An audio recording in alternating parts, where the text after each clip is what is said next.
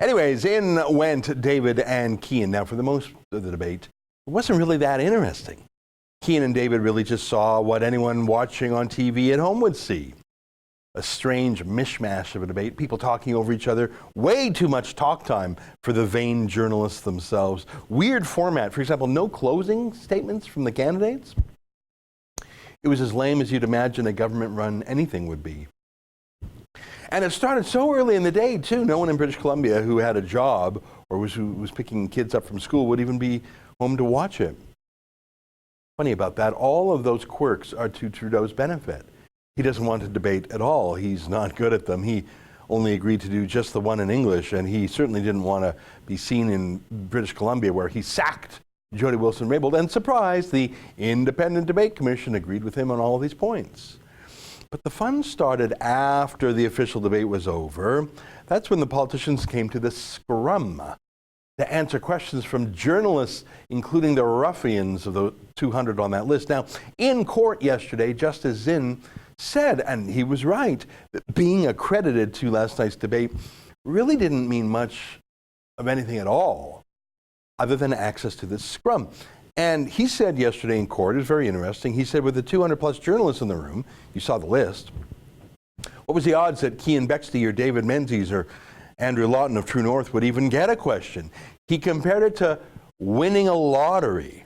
Now, a lottery where you have a 1 in 200 chance is a pretty good lottery. Now, Andrew Lawton's lawyer had a good reply in court. She said, "Judge, you can't win a lottery if you're not even allowed to buy a ticket." But actually, not all 200 journalists in the room were reporters. Like I say, there were about 85 or so from the CBC alone, but many were just junior assistants, junior producers, coffee getters, people whispering in the ear of the talent, "You look beautiful, you're really great, I think you're great." So of the actual practicing journalists in the CBC, maybe there were only 10. So maybe there were only 50 journalists total trying to ask questions, so that's a better lottery, right? But Keean made sure he got to the microphone first.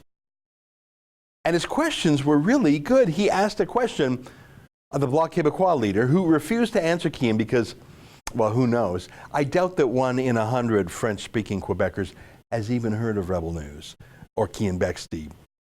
They have no opinion about us, so the Bloc Québécois' virtue signaling would be lost on his base of French Quebecers. But he knows that the Ottawa Mean Girls, well, they hate the Rebel, so the Bloc Québécois knew he could avoid answering a question by just saying, "I don't talk to the Rebel," but he asked anyways, because the judge let him, and I'm glad he did. Here, take a look. Keean, Rebel News. My question is... I want to answer Rebel News. Okay, well, I'll keep asking the question because a judge said that we could be here and ask questions, so I'll continue to ask the question. Western separatism is on the rise, and if TMX is cancelled via May Singh Trudeau coalition, that intention will inevitably spike even more. What's your advice to Albertans who think that Confederation is broken? My answer is that I won't answer you. He won't answer Keean, who's an Alberta boy, asking about Alberta. But boy, the Bloc will take Alberta money, won't they? All right, so the Bloc leader didn't answer Keean, and he's pretty brave. Hey, mate, if you can't answer questions from a 24-year-old reporter asking you a pretty friendly question, actually, maybe you're not quite tough enough to, negotiate with your public sector unions, or in his Bloc Québécois fantasy, negotiate the separation from Canada. Yeah, I've never heard of that Bloc leader either. Keean wasn't done, though. He had a lot more questions. If Justice Zinn said you needed to win the lottery to ask, well, Keean won 3 lotteries last night. Here he is asking a question of Justin Trudeau himself. Hi, Mr. Trudeau. Since your multiple use of blackface became an international scandal, Canada's international reputation has been irreparably harmed. Have you reached out to any African leaders or any leaders from the Middle East to apologize for your conduct?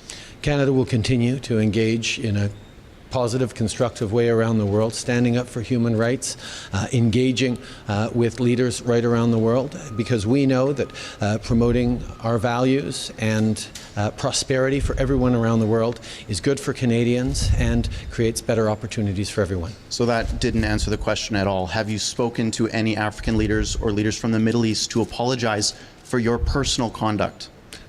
I have continued to engage with leaders around the world in a responsible way during an election campaign. My focus is connecting with Canadians, as I was able to tonight.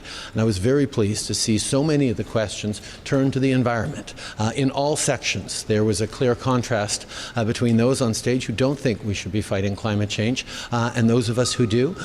And again, we are the only party with a clear plan to fight climate change. Oh, that's embarrassing. That was a huge moment. Last I checked, that's received 500,000 views on Twitter alone, that little video clip. It was the most gripping exchange of the night. Trudeau looked evasive. He looked guilty as hell. He looked sort of stupid, I think. The fact that there was a supplementary question really pointed out how evasive he was. That's an excerpt from the Ezra Levant Show, which is a show I do every day. I do a monologue, interview an interesting guest, and then I read my hate mail. But you've got to subscribe to it, which you can do at premium.rebelnews.com.